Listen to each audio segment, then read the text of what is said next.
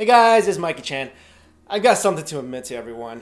I love Disney movies. I do. And not just the classics, High School Musical, Frozen, the whole bunch. I love the simple and predictable storylines that tends to tug at your emotions. And I know as depressing as it may be at some points of the movie, I can always count on that happy ending. Disney movies aren't meant to be super insightful or deep. They're just supposed to make you feel happier after watching them. So what's wrong with that? But right now, let's talk about the dark side of Disney, and I'm not talking about the massive corporation and the crazy innuendos they sometimes slip into kids' films.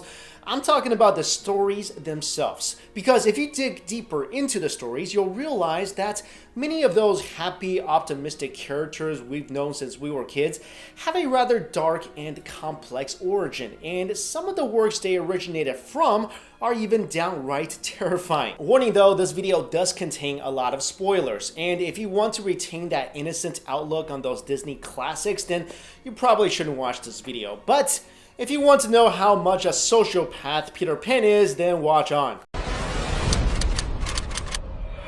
Number one, we're gonna start it off with an oldie, The Fox and the Hound. This film is about a young fox named Todd and a hunting dog named Copper, and the intriguing bond that forms between them. In the diluted Disney version, Copper and Todd were childhood best friends, a fox and a hound, only in a Disney movie, right? Just sidetracking a little bit, but this actually happened in real life. Here you see Sniffer, the wild fox, and Tinny, the domestic dog. They met by chance one day in the woods of Norway, of all places, and their very unlikely friendship blossomed. This is why I love Disney movies. As improbable as they are, sometimes they come true. This is why I never take apples from strangers. Anyway, back to the Fox and Hound movie. When Todd and Copper, who again were childhood besties, grew up, things were a bit different, and Copper's master even orders Copper to hunt Todd.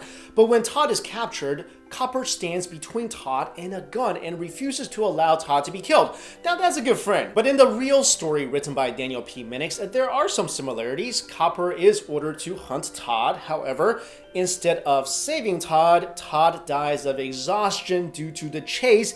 And what's even more depressing is that Copper also dies when his owner eventually shoots him because the owner is moving into a nursing home. So yeah, I hope it works out better for Sniffer and Tinny. Next on this list is one of my favorite Disney movies of all time, and probably one of the greatest tearjerkers of all time, The Lion King. I mean, if you've seen this movie and you didn't shed a tear, then you're a robot, my friend. This classic tale is of course about a lion named Simba and Simba's father, who was tragically killed by his Uncle Scar.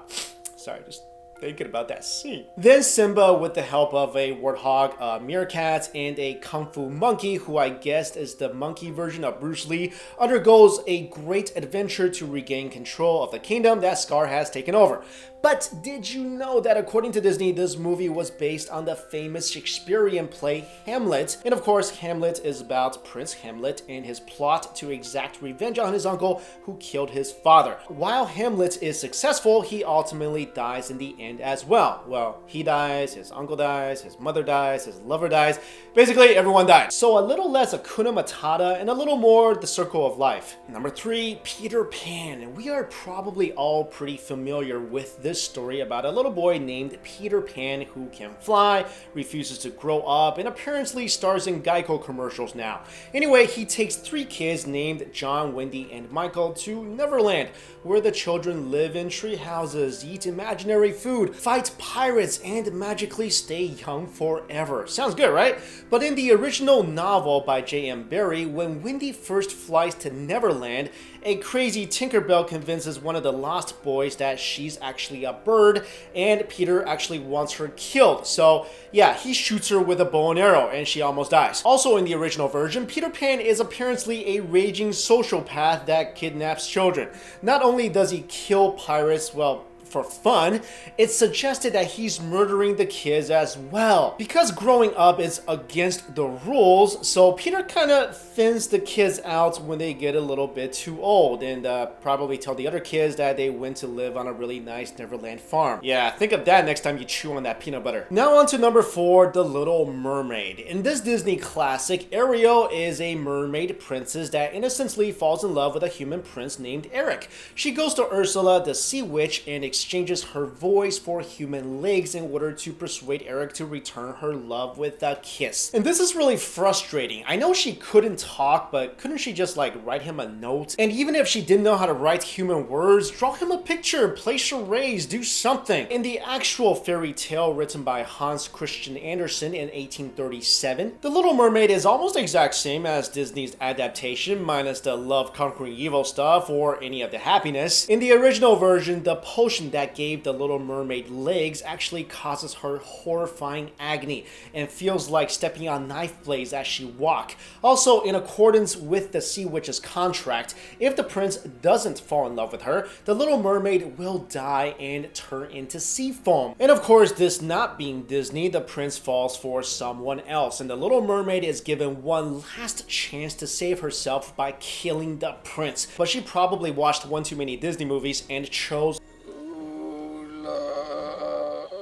jumps into the sea and turns into sea foam.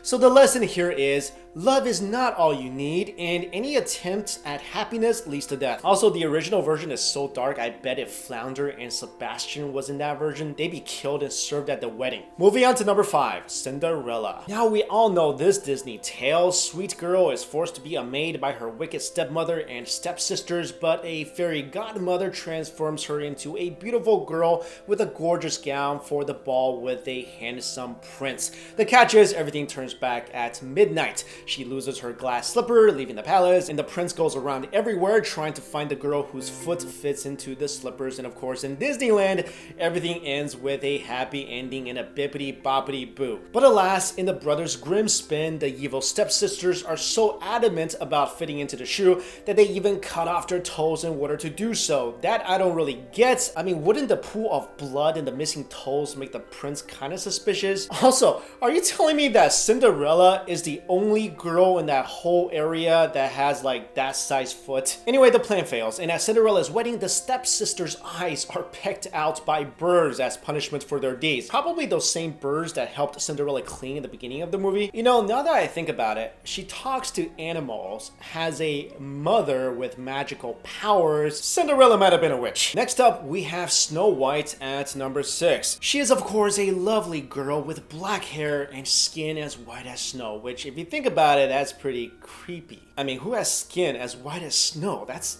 really white. She has to deal with a super self-conscious narcissistic queen with some major body image issues and refuses to allow anybody in the kingdom to be more beautiful than her. Since Snow White is, she sends a huntsman after her to kill her. Snow White escapes into what I think is the Shire and runs into Frodo and his friends. Anyway, the classic scene of her eating a poisoned apple from the queen and apparently dying is shown in both the Disney and the Brothers Grimm version. However, what Disney doesn't include is the original ending, because to the Brothers Grimm, the evil antagonist must be wholeheartedly punished. So in the original version, the queen is put into hot iron shoes at Snow White's wedding, and then she basically dances to death. I'm kind of sensing a trend here. All these beautiful, innocent princesses, they really love to do some gruesome stuff at their weddings. So Cinderella, do you take this prince to be your lawfully wedded husband? I do. Oh, and birds, please go peck out their eyes. On to number 7, Pocahontas. She is the daughter of the Native American chief of the tribe located near Jamestown. In the film, she strikes up a relationship with John Smith, a settler of Jamestown, and protects him from being killed by her tribe. In terms of historical accuracy, the Disney movie completely misses the target. Pocahontas never had a relationship with John Smith. Actually, even the story about her saving his life is doubted by many historians. In addition, she was kidnapped by the English settlers and held for ransom. There, she was converted to Christianity, and she eventually married a tobacco planter named John Rolfe, who brought her back to England. But in Europe, she was objectified and made out to be an example of a civilized savage as a means of convincing people to go to Jamestown in the New World. Finally, there is the charming tale of Rapunzel, or Tangled in the latest adaptation. In this animated feature, Flynn Rider is a dashing young thief who helps Rapunzel escape the tower that she was locked in by her fake mother Gothel to protect her magical hair. This is very different from the Brothers Grimm tale. In that version, a prince is riding through the woods near Rapunzel's tower. The 12-year-old Rapunzel, yeah, she was 12, lets down her hair and he climbs into her room, where he proceeds to immediately ask for her hand in marriage. Okay, Already pretty creepy and super stalkerish. Then the prince plans for her escape, which was found out by the evil witch mother. So when the prince comes back, okay, here's the thing I don't get. He's a prince, right? So why can't he bring like a bunch of soldiers or at least one other bodyguard to help him? So maybe he's a prince like